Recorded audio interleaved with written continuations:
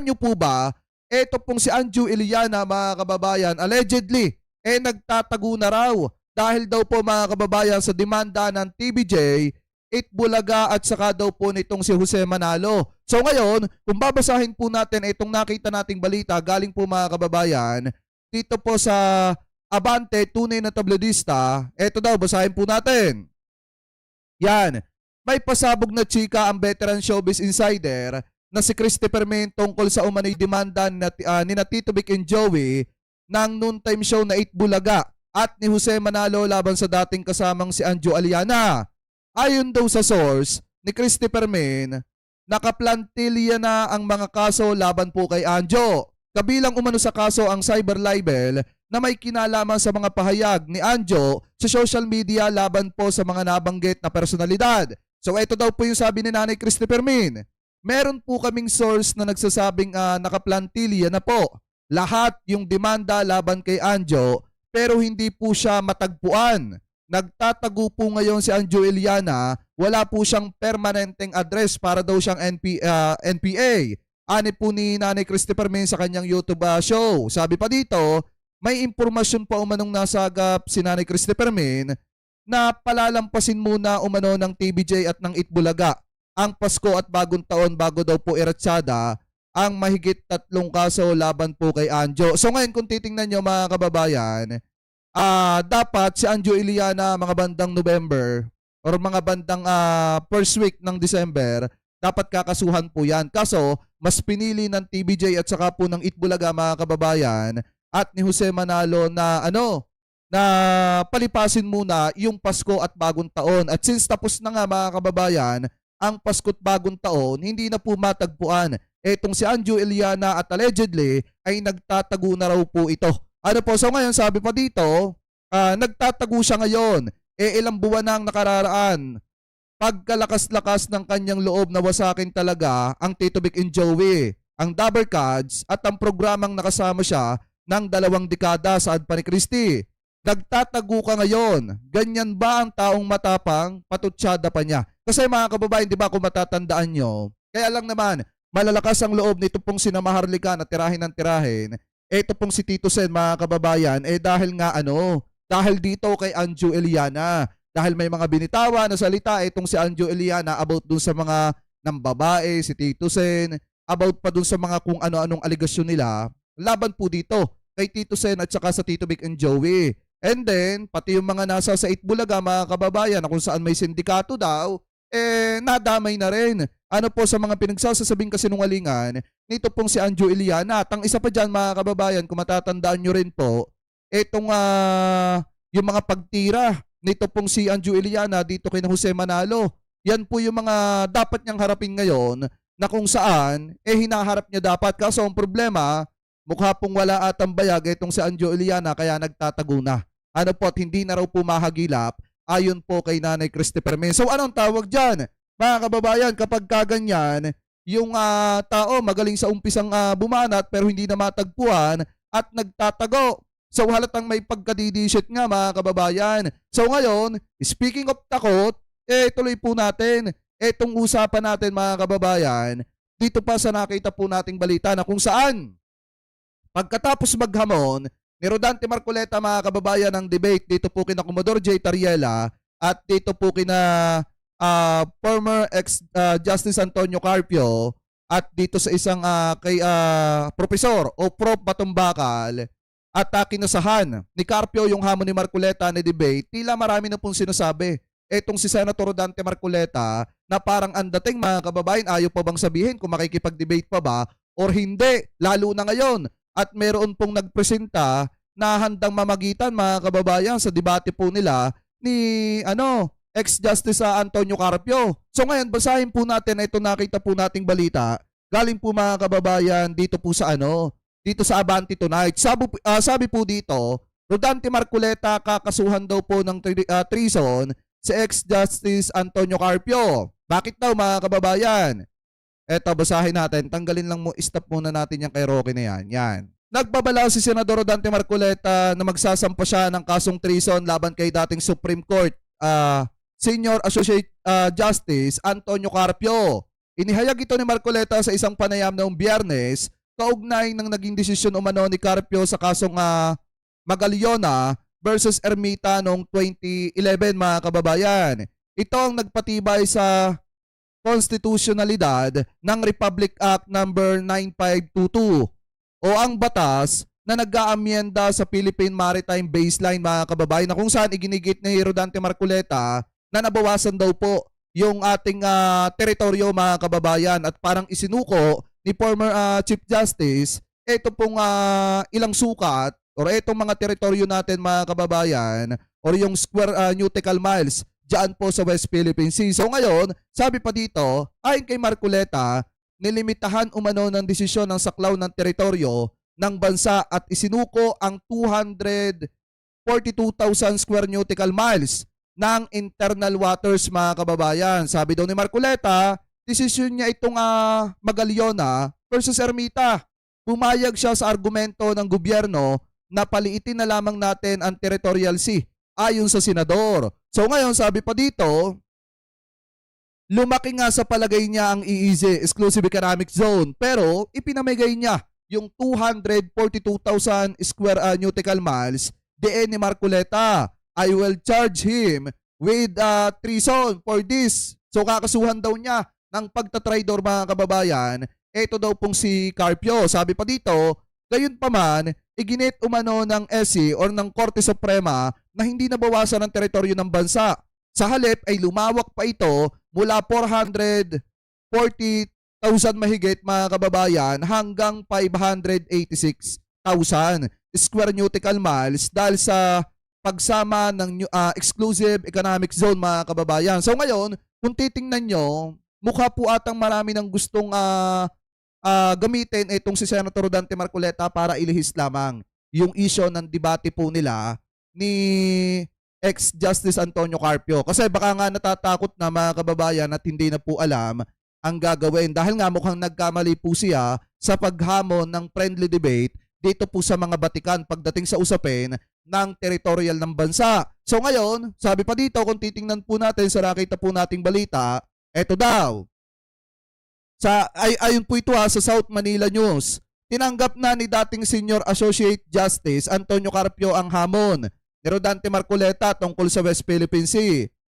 At ang Philippine Bar Association pa ang nag-alok na manguna sa public debate mga kababayan. So ibig sabihin okay na. Ang hihintay na lamang yung mismong araw kung kailan pwede itong si Rodante Marcoleta na makipag-debate. So wala na pong problema kay ex-Justice Carpio at wala na pong problema dun sa pagdadausan kasi nga nagpresenta mga kababayan ito pong Philippine Bar Association patungkol po dun sa venue at sa pagiging host ng debate mga kababayan na ito pong si Marcoleta at na ito pong si Carpio. So ngayon sabi pa dito, habang handang-handa na si Carpio na maglatag ng mga batas at ebidensya, si Marcoleta naman ay tila mas abala sa pag-iwas para naghahamon ng suntukan tapos nagdala ng tsinelas sa WPS or sa West Philippine Sea. Sa usapan na yan, mukhang mas maingay ang mikropono kaysa sa laman ng argumento ni Senador.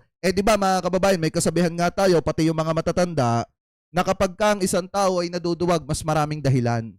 Di ba? Mas maraming kondisyones na inilalatag kaysa po makipagdebate at kaysa harapin mga kababayan yung isang bagay na siya mismo yung nagsimula. So ngayon, ang problema kay Senator Rodante Marcoleta, mukha po atang natatakot na or mukha po atang kinakabahan na dito po kay ex-Justice Antonio Carpio. Parang basti lang din.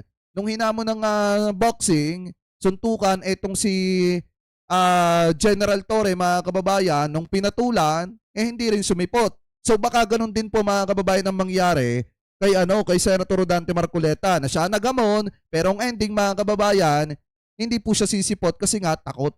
Ano po kasi biruin niyo, sabi dito, Carpio game na, Marcoleta biglang tahimik, Philippine Bar Association sasalo sa debating WPS or West Philippine Sea or usaping West Philippine Sea. So ngayon, mga kababayan, kung titingnan ninyo, eto kayo si Senator Rodante Marcoleta, may chance kaya mga kababayan na hindi na po ito magpakita doon po sa debate dahil nga mukha po atang kinakabahan at natatakot mapahiya sa usapin ng West Philippine Sea. Kaya kung sino-sino na lang mga kababayan ang pinupunteriya po nito. Katulad na lamang nung kanina mga kababayan or kahapon naglabas po siya ng video at ang inuupakan niya naman po ay walang iba kung hindi si Senator Ping Lacson at pinapalabas na fake news etong si Senator Ping Lacson at in-splice, inedit yung kanyang video para mapasama daw po siya sa publiko. So ngayon ito, pakinggan po natin, ito nakita nating isa pang balita.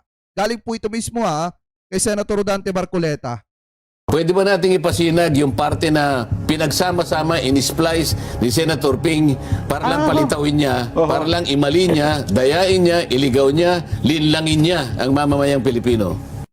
Ang gawin natin po para madali, i-give up natin yung KIG. Nag-govern pa rin yung international law. So atin yung Kalayaan Island Group. Ito mga kababayan ito para maliwanag.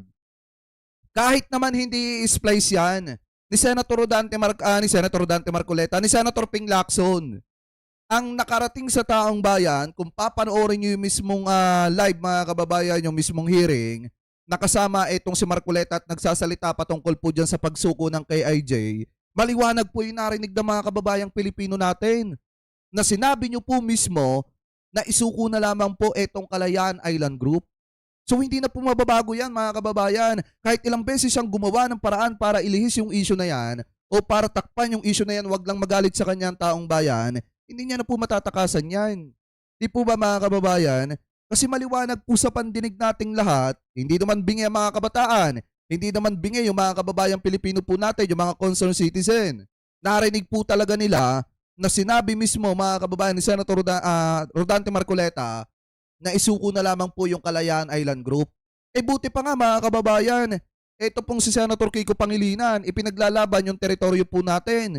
Buti pa nga yung ibang mga senador, may malasakit sa mga teritoryo po natin. Kaya nga ako mga kababayan kung sakali na ma-impeach etong si Sara Duterte at kung pipili lang din si Presidente ng posibleng maging Vice President niya na papalit kay Sara, mas maganda pa kung si Kiko Pangilinan or kaya si Tito Sen.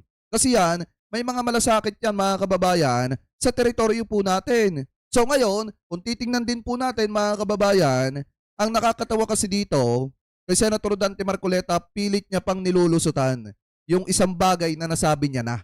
Kaya nga para sa akin, mas maganda na humingi ka na lang ng pasensya publicly.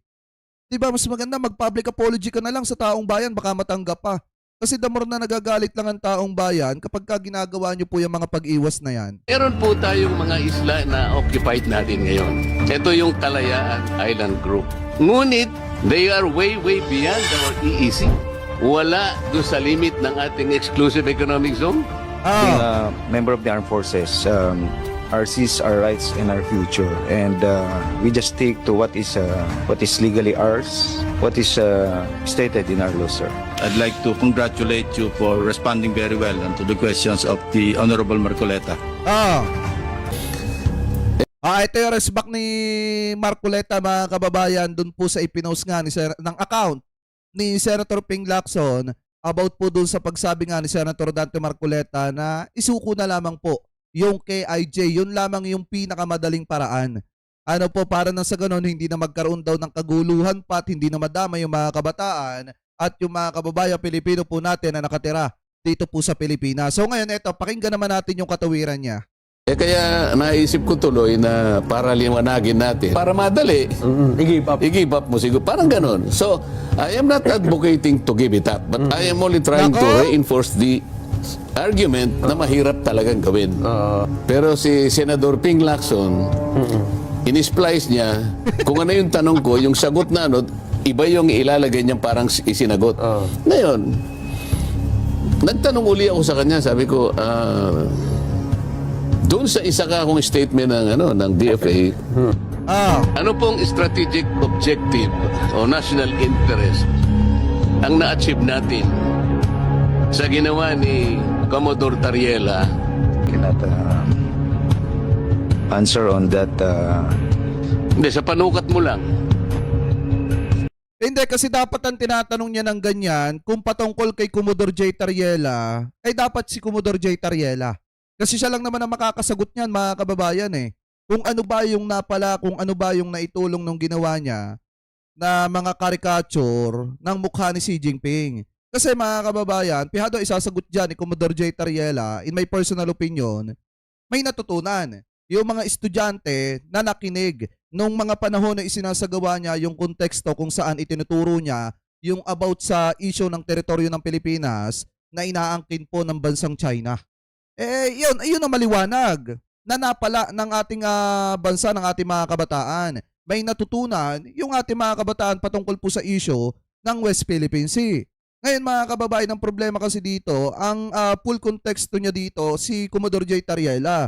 Pero hindi si Commodore J. Tariela yung tinatanong niya. Di po ba? Anyway, tuloy pa natin. Sir, being a member of the armed forces,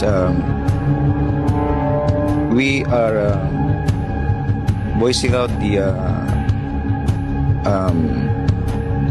term RCs, our rights and our future, and we just stick to what is being dictated in our what is legally ours and what is stated in our law, sir.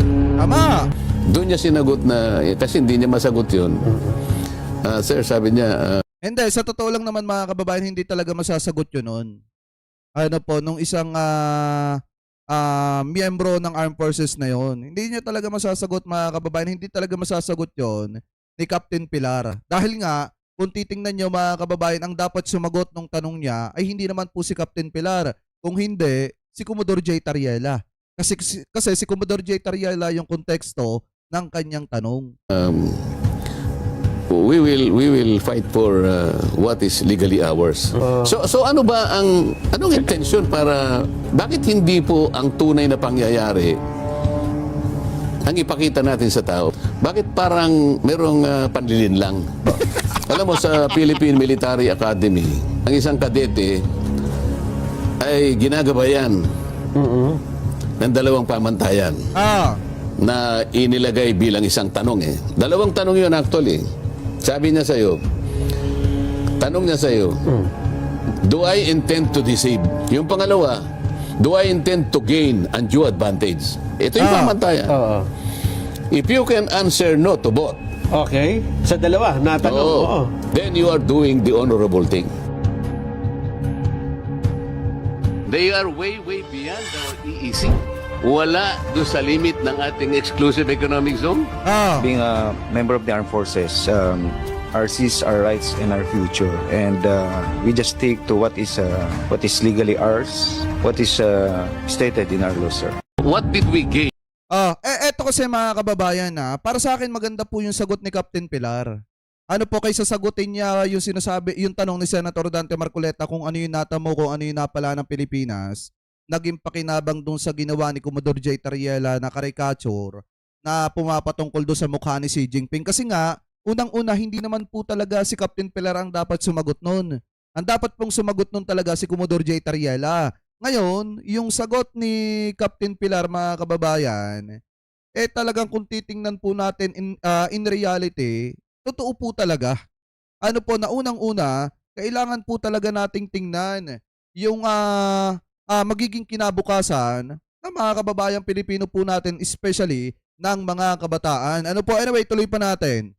Strategically, in terms of, hindi, sa panukat mo lang, Sinabi na nga na hindi niya masasagot yon kasi nga si Commodore J. Tariela nga ang dapat sumasagot nun. Sir, being a member of the armed forces, we are voicing out the term RCs, our rights and our future, and we just stick to what is being dictated in our what is legally ours and what is stated in our law, sir. Diba? Alam nyo, hindi ko alam kung ano yung pinupunto dito ni Senator Dante Marcoleta. Pero ang maliwanag kasi dito, sinabi niya na para hindi na magkaroon pa ng kaguluhan, para hindi na natin maisakripisyo yung buhay ng mga kabataan, buhay ng susunod na henerasyon, buhay ng mga kababayang Pilipino po natin, kahit malabo naman talaga mangyari yan, i-give up na lamang po yung Kalayaan Island Group. Yun yung pinaka-highlight kasi mga kababayan ng sinabi niya. na hindi po talaga makalimutan ng mga kababayang Pilipino po natin. Hindi nyo makalimutan kasi nga, yung gustong ipamigay, yung gustong isuko ay teritoryo, parte ng teritoryo ng ating bansa. Di po ba kaya kahit anong paliwanag niya dito, kahit anong palusot niya dito mga kababayan, hindi niya po ito mapapasinungalingan pa. Diba, sira na siya sa mata ng publiko at sira na siya sa mga kababayang Pilipino po natin. Kaya nga payo natin kay Senator Dante Marcoleta, kaysa pag-initan mo ng pag-initan, yung mga teritoryo natin, kaysa palabasin mo sa publiko ng palabasin, na hindi na parte yan ng teritoryo natin or di kaya naman, hindi na pasok yan sa exclusive economic zone ng West Philippine Sea na teritoryo natin, ang gawin mo na lang, tuparin mo na lang yung pangako mo sa mga kababayang Pilipino po natin na libreng kuryente. Kasi yun naman talaga ang dahilan kung bakit ka nanalo. O bakit hindi mo tinatrabaho yun? Yun ang dahilan kung bakit ka senador ngayon. Di po ba mga kababayan? So ngayon kung titingnan po natin ano ba yung sabi dito ni Attorney Jesus Palsis. Eto Marcoleta promise free electric bills below 2,000 pababa. Mga kababayan, samantalang itong si Libiste, sabi dito, Libiste Solar promised to deliver 12,000 megawatts but did not now. Or hindi nangyari. Now, at least for a four-piece family, automatic libre na ang unang 50 kilowatts. Kakamping ako but I just love when BBM beats mga DDS. Mga DDS. O yan yung sabi dito mga kababayan. Pero inyo maliwanag naman ang sinabi dito ni Attorney Jesus Palsis na siya po ay kakamping. Pero siya po ay kakamping mga kababayan pero believe siya kay PBBM. At gusto niya yung ginawa ni PBBM na mismong gobyerno na ni PBBM, ang presidente na natin ang gumagawa ng paraan para kahit papaano yung mga kababayang Pilipino po natin hindi mabigatan sa kuryente, lalo na yung mga miyembro ng 4-piece. Samantalang yung 2,000 pababa na libreng kuryente ni Marcoleta hanggang ngayon wala pa. Di po ba? Baka nakakalimutan ni Senator Dante Marcoleta at ng mga DDS na ang dahilan kung bakit nanalo si Marcoleta ay dahil sa pangako niya na 2,000 na libreng kuryente pababa. Diba yan yung dahilan? At wag mo sanang kalimutan, Senator Dante Marcoleta, kung bakit ka na andyan sa posisyon na yan. Dahil nangako ka sa taong bayan ng isang bagay na imposibleng mangyari. At ngayon, dapat gawin mong posible yon. Di po ba? Kasi sa totoo lang, kung hindi mo magagawa yan, wala kang pinagkaiba kay Alan Peter Cayetano na budol sa mga kababayang Pilipino po natin. So yun lang naman. Mga kababayan, kayo po, ano po masasabi nyo? Hingil po dyan. Comment below na lamang po kung ano po ang comment at opinion po ninyo. Hingil po dyan.